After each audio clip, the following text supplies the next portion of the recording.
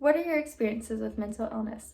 The National Institute for Mental Health states that 1 in 5 adults is affected by mental illness. This accounts for over 40 million people in the US alone. My uncle was diagnosed with schizophrenia as a teenager, and this played a pivotal role in shaping me into the person I am today. So today I would like to take the time to discuss the experiences I had witnessing mental illness in my family, my uncle's diagnosis, and my choice to become a clinical psychologist. As a child, my uncle seemed to be all around happy and healthy, until one day my grandmother discovered him crying, hidden in a closet. When she asked him what was wrong, he said that monsters were talking to him.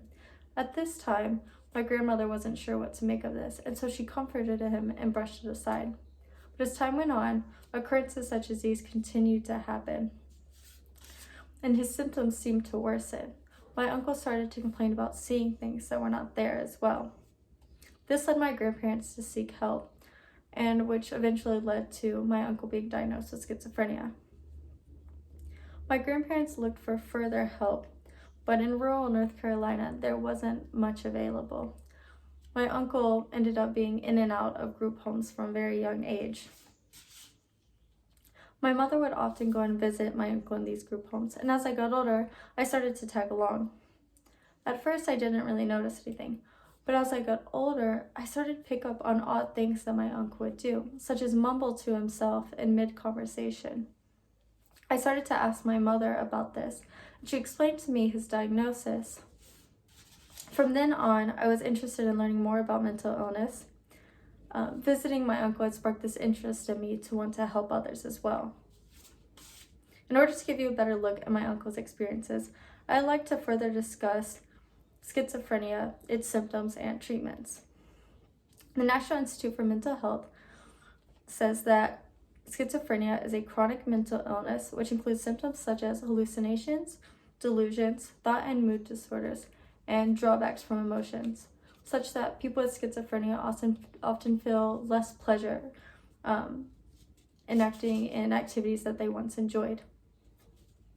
These symptoms can be overwhelming and very scary, and can be hard to maintain daily life when dealing with them.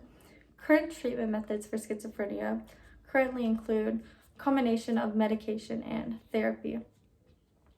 Medications currently administered include antipsychotics, anti-anxiety, and antidepressants. And therapies include individual psychological therapy, social, vocational, and family therapy. Fortunately, there's no cure for schizophrenia, so treatment is likely to last a lifetime. Knowing now that there are others out there dealing with mental illness and sharing these same experiences, I would like to do my part to help. Currently, I'm enrolled in MNSU and working towards a Bachelor's of Science degree in psychology. Hopefully, I want to go on and pursue a graduate degree in clinical psych.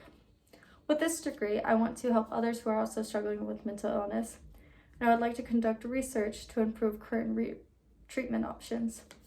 I would also like to spread awareness of mental health and reduce the negative stigma so that people who are struggling aren't afraid to find help. Today I discuss how mental illness in my family impacted my life and shaped the person I am today.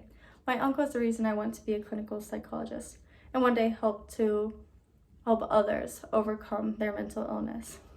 Thank you for listening to me, and I hope that this speech increased your knowledge on schizophrenia and the importance of mental health.